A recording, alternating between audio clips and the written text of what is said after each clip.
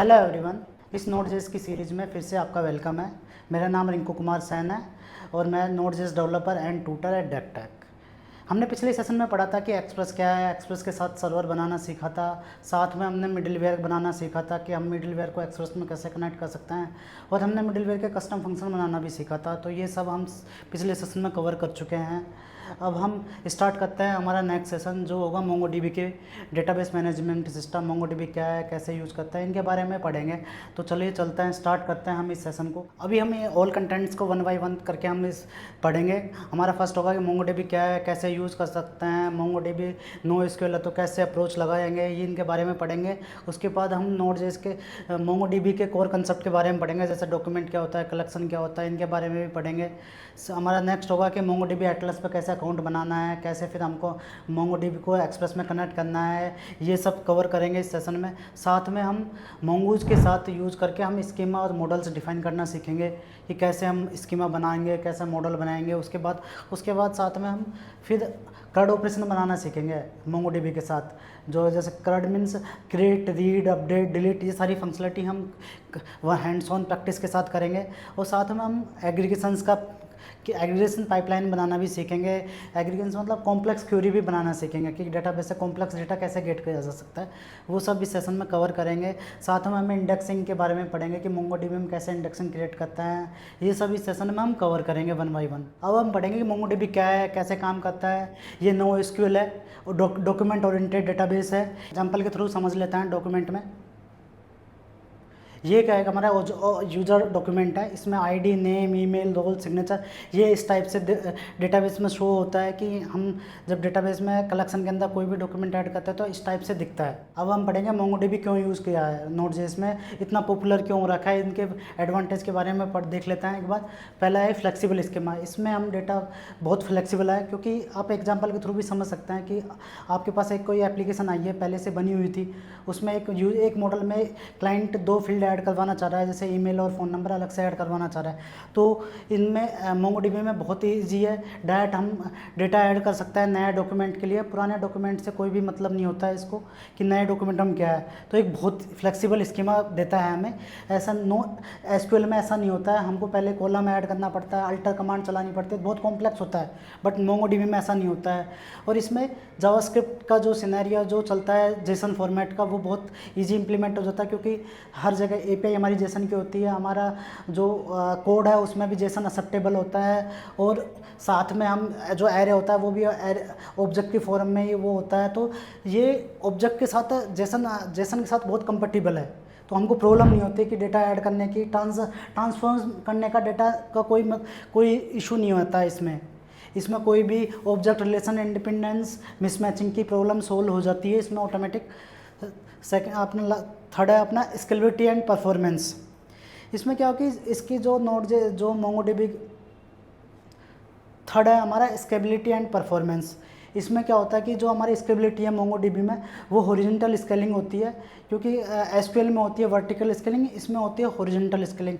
इसमें क्या करते हैं कि हमको छोटे छोटे सर्वर्स बना के हम ओरिजेंटल मैनेज कर लेते हैं, जिस कंसेप्ट को हम शार्डिंग बोलते हैं। शार्डिंग कंसेप्ट पे काम करता है, जिससे हमारे पास हैवी लोड आ जाता है। यूजर लाखों यूजर्स एक साथ आ गए तो हम छोटे छोटे सर्वर बहुत सारे बना देंगे, फिर हम डेटा को डिस्ट्रीब्यूट करके मैनेज करते हैं, जिससे हमारा डेटाबेस बंद नहीं होता है, लोड नहीं होता है। तो ये इसका अच्छा फीचर्स है कि ईजिली स्केलेबिलिटी हो जाती है इसमें।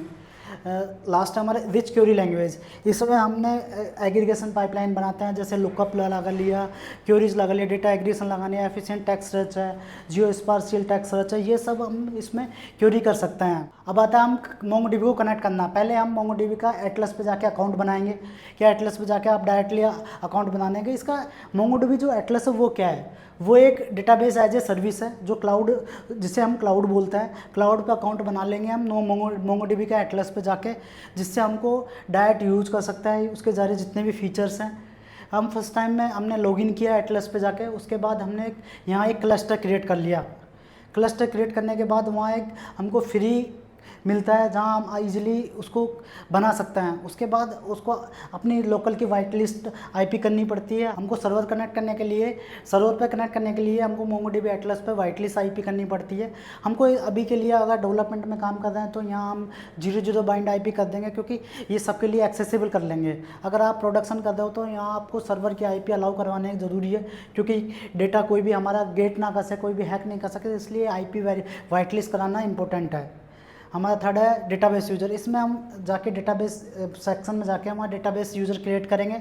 उसमें यूज़र नेम और पासवर्ड मिलेगा, जिससे हमको डेटाबेस को एक्सेस करने का परमिशन देगा वो।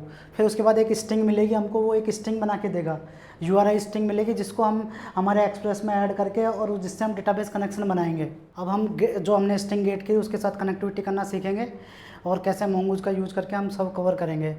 अब हम जो मोंगूज को इंस्टॉल करेंगे हमारे एक्सप्रेस सर्वर के अंदर, कैसे इंस्टॉल करके कैसे कनेक्ट करेंगे, ये सब कवर करेंगे। फर्स्ट हमने npmi mongoose.env करके, mongoose और .env दो पैकेज है। mongoose होता है हमारा ऑब्जेक्ट डेटा मॉडल है, जिसके थ्रू हम डेटा मोंगोडीबी को कनेक्ट करते हैं हमारे एक्सप्रेस सर्वर में। बहुत इंपॉर्टेंट है ये पैकेज। इसको इंस्टॉल करने के बाद हम ये हमारी जो स्ट्रिंग है इसको .env में सेट करेंगे, जिसको सिक्योर बनाएंगे, जिससे हमें कोई भी एक्सेस ना कर सका। हमारे फाइल में इसको डायरेक्ट नहीं डाल देंगे, इसको .env के थ्रू यूज़ करेंगे। अब हम एग्जांपल देख लेते हैं दोनों का, कैसे हम डेटाबेस कनेक्ट करके कैसे हम एक्सप्रेस में यूज़ करेंगे, ये सारा कवर कर लेते हैं। इसमें हमने एक डेटाबेस का सिंपल सा एक फ़ाइल बनाई है, db फोल्डर के अंदर connect.js फाइल है। इसके अंदर हमने पहले मोंगूज को एक रिक्वायर किया कि मोंगूज जो इंस्टॉल किया था यहाँ रिक्वायर करना। उसके बाद हमने एक फंक्शन बनाया, फंक्शन mongoose.connect करके हमने एक जो इसको कॉल करवाया कनेक्ट फंक्शन को।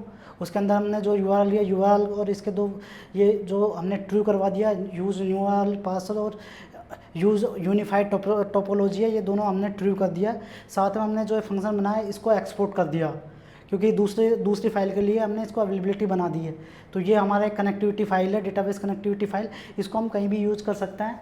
हमने एक्सप्रेस के साथ भी कवर करते हैं। हमने फर्स्ट .env पैकेज को कॉन्फ़िग किया। ये जो .env फाइल बनाई है उसको एक्सेस करने के लिए हमने जो पैकेज इंस्टॉल किया था उसको पहले इंस्टॉलाइज करेंगे, तभी जाके हम .env से कोई भी कॉन्फ़िगरेशन ले सकते हैं। उसके साथ हमने फिर एक्सप्रेस को रिक्वायर करा। एक्सप्रेस को रिक्वायर करने के बाद हमने एक्सप्रेस का इंस्टेंस बनाया है ऐप।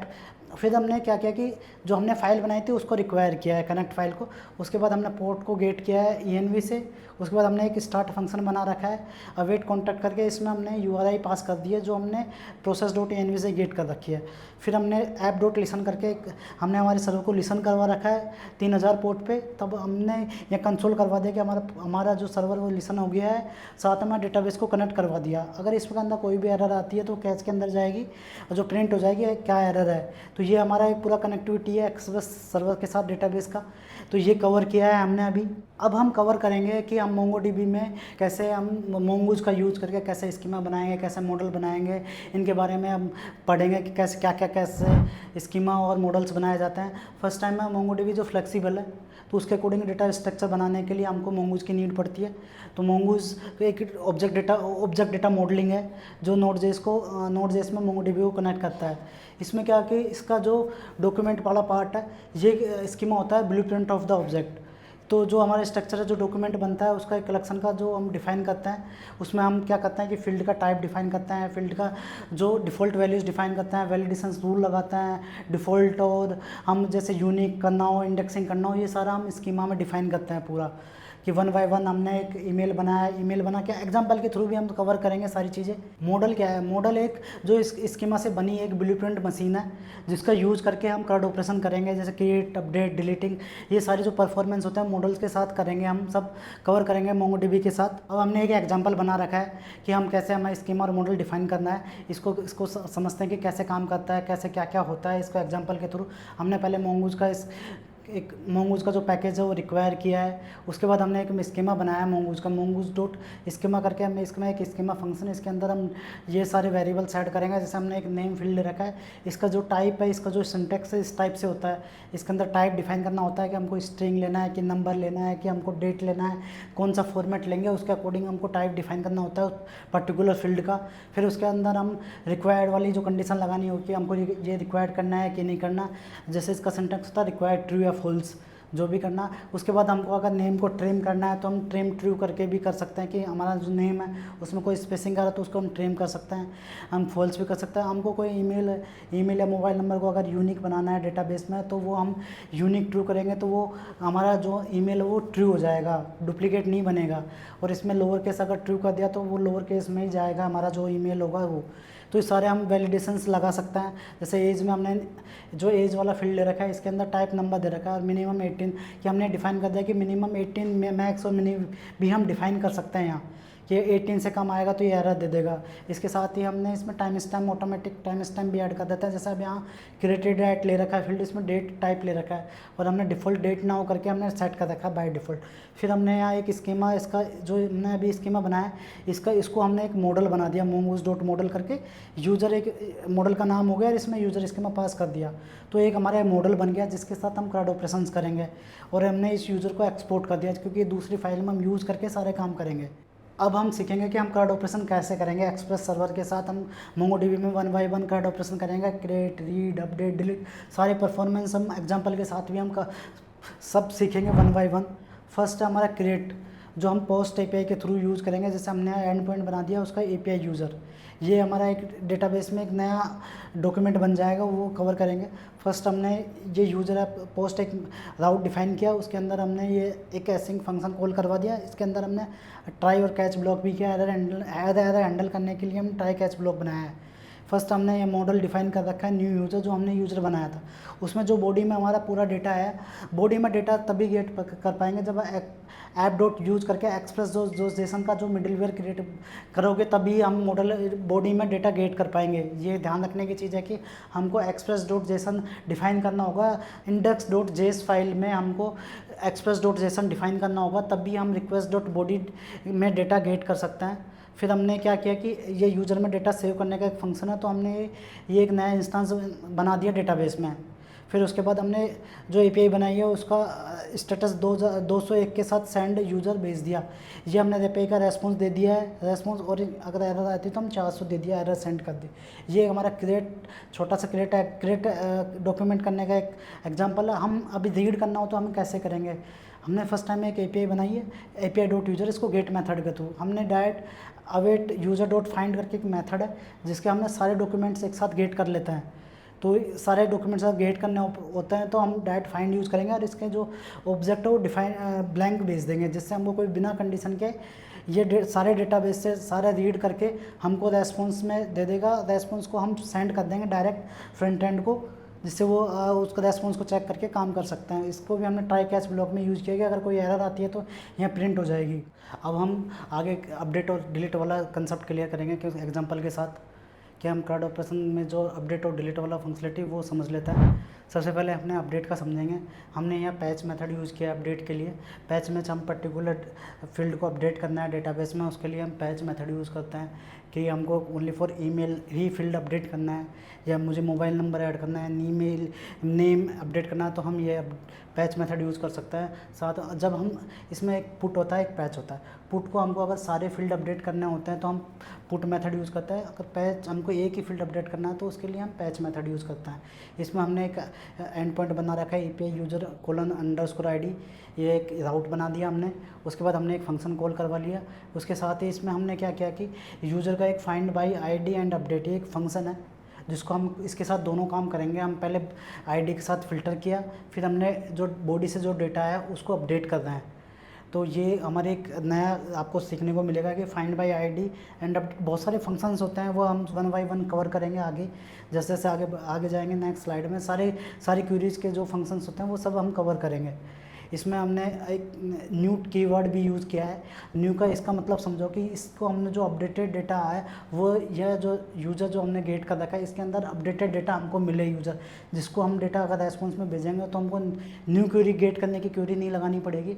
हम डायरेक्ट इसका जो रेस्पॉन्स आएगा उसको हमने डायरेक्ट API में भेज देंगे।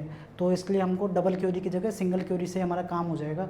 हम अपडेटेड डेटा भी मिल जाएगा और हम डेटा भेज भी देंगे। डेटा नहीं मिलेगा तो हमको 404 की हमने एक एरर दे दी है। उसके बाद इसको भी हमने ट्राई कैच ब्लॉक में यूज़ किया है। फिर अब आते हैं हम डिलीट वाले मेथड पे कि हम डिलीट कैसे कर सकते हैं MongoDB में। इसमें हमने वही सिंपल अपने मेथड एक राउट बनाया है डिलीट वाला। डिलीट राउट बना के इसको ट्राई कैच ब्लॉक में लिखा है। उसके बाद हमने जो क्वेरी लगाई है user dot find by ID के थ्रू हम फाइंड करते हैं आईडी की डेटा। फिर हमने delete find by ID and delete, हमने जो आईडी से हम पर्टिकुलर आईडी को हमने डिलीट किया है, तो उसके बाद अगर डेटा नहीं मिलता है तो 404 का डेटा मिलता है तो हमने रेस्पॉन्स में भेज दिया उसका यूज़र। इसको भी हमने ट्राई कैच ब्लॉक में यूज़ किया है। ये हमने कार्ड ऑपरेशन किया। अब हम पढ़ेंगे जो हमारे पावरफुल मोंगोज की जो क्वेरी है उनके बारे में वन बाई वन कवर करेंगे कि हम कौन कौन से हम मॉडल्स के फंक्शंस को हम यूज करते हैं, जनरली हमारे रेगुलरली बेसिस पे काम आते हैं। फ़िल्टरिंग पढ़ेंगे। फर्स्ट है हमारा बेसिक फ़िल्टरिंग, हम डेटा को अगर फ़िल्टर करते हैं मोंगोडीबी में, हम डेटा को अगर फ़िल्टर करते हैं क्या यूज़ करें कैसे करें। अब हम बेसिक फ़िल्टरिंग की क्वेरी के बारे में समझते हैं कि कैसे हम क्वेरी को फ़िल्टर करके डेटा निकाल सकते हैं। हमने सिंपल सा फाइंड क्वेरी लगाया, इसमें एक ऑब्जेक्ट पास कर दिया कि हमको स्टेटस एक्टिव, जो स्टेटस जिनका भी स्टेटस एक्टिव है वो डेटा ला के दे। तो ये वाली क्वेरी है फ़िल्टरिंग के लिए, ये बेसिक फ़िल्टरिंग है। अभी हम क्वेरी ऑपरेटर्स के बारे में पढ़ लेते हैं। जैसे हमने डॉलर ग्रेटर देन लगा दिया, डॉलर इन लगा दिया, ये सारे डॉलर नॉट इक्वल टू, ये सारे जो कॉम्प्लेक्स कंडीशंस होते हैं इनके थ्रू भी हम डेटा फैच कर सकते हैं इजीली। जैसे हमने एग्जांपल में ये ले रखा है कि यूज़र डॉट फाइंड करके इसमें एज का पैरामीटर पास करके हम ग्रेटर देन 25 से 25 से ग्रेटर देन ही डेटा फैच हो, तो ये वाली क्वेरी यूज़ कर सकते हैं। इसमें हम greater than, less than, not equal to, dollar in, ये सारी चीज़ें हम यूज़ कर सकते हैं। डॉलर इन का भी एग्जाम्पल दे रखा है कि हम डॉलर इन कैसे यूज़ कर सकते हैं, ये एक एरे के साथ ही कंपेटिबल है। अभी हम पढ़ेंगे कि सिंगल डॉक्यूमेंट रिट्राइवल के बारे में कि कैसे काम करता है। सिंगल डेटा अगर अपन को फैच करना है मोंगोडीबी से तो हम कैसे कर सकते हैं। इसके लिए हम फाइंड वन क्वेरी यूज़ करेंगे, जो मॉडल्स का फंक्शन है फाइंड वन एंड अपडेट, बहुत सारे फंक्शंस हैं। तो हम फाइंड वन अपडेट और ईमेल पास कर दें तो पर्टिकुलर ईमेल का डेटा अपन को फैच हो जाएगा। अगर अपन को आईडी के थ्रू, अगर पर्टिकुलर आईडी के थ्रू डेटा निकालना होगा तो मैं फाइंड बाय आईडी करके उसका यूज़र आईडी पास कर दिया तो वो आईडी जहाँ भी होगी वो फैच करके हमको डेटा दे देगा। तो ये हमारा होगा एक पूरी क्वेरीज़ का जो स्मॉल जो भी क्वेरीज थी, जो query parameter, single document, basic filtering, ये सब कुछ अब अपना कवर हो गया। अपन अब कवर करेंगे एग्रीगेशंस के बारे में पढ़ेंगे। मोंगोडीबी का बहुत इंपॉर्टेंट फंक्शन है जो एग्रीगेशंस फ्रेमवर्क है, जिससे हम कॉम्प्लेक्स क्वेरीज बनाते हैं। हमको जो भी अगर किसी एक कलेक्शन से दूसरे कलेक्शन में जॉइंस का जो होता है एसक्यूएल में, उसके थ्रू हम यहाँ बहुत सारे फंक्शंस यूज़ करते हैं। जॉइंस की जगह लुकअप्स लगाते हैं, ये सारे फंक्शंस हम एग्रीगेशन के थ्रू लगाते हैं। एक स्टेज, दो स्टेज, तीन स्टेज, कितने भी डायनेमिक स्टेज हम बना सकते हैं, कितने भी क्वेरीज कॉम्प्लेक्स डेटा निकाल सकते हैं। जैसे हमने फर्स्ट टाइम हमने मैच का एक फ़िल्टर लगा के मैचिंग डेटा निकाल लिया, उसके बाद हम उसमें ग्रुप लगा सकते हैं, हम उसको सॉर्टिंग कर सकते हैं, हम पर्टिकुलर डेटा भी फैच कर सकते हैं, प्रोजेक्ट लगा के रीसेप बना सकते हैं जो हमको ऑब्जेक्ट भेजना है। इसके साथ जैसे जॉइंस होता है, जॉइंस को हम लुकअप में चेंज कर लेते हैं। जैसे अपन को रिकर्सिव कोई डेटा निकालना है तो हम वहाँ ग्राफ क्यूएल यूज़ कर लेते हैं, ग्राफ लुकअप यूज़ कर लेते हैं। इसमें और भी फंक्शंस हैं एग्रीगेशन में, जैसे काउंट करना हो तो काउंट का डेटा निकल जाता है direct, total number of the collections में कितने रिकॉर्ड्स हैं वो सारे फाइंड कर लेते हैं हम। इसमें बहुत सारे फंक्शंस हैं एग्रीगेशन फंक्शन जो हम डायरेक्टली यूज़ करके हम डेटा फैच करके डेटा दे देते हैं। तो बहुत सिंपल है और बहुत इजी टू यूज़ है एग्रीगेशन। अब इसका एग्जांपल भी हम देखेंगे। इसका अब अपन एग्जांपल के थ्रू समझते हैं कि स्टैटिक्स हमने पूरा बना रखा है, कैसे हम इसमें स्टेज बाय स्टेज करके हम डेटा निकाल सकते हैं।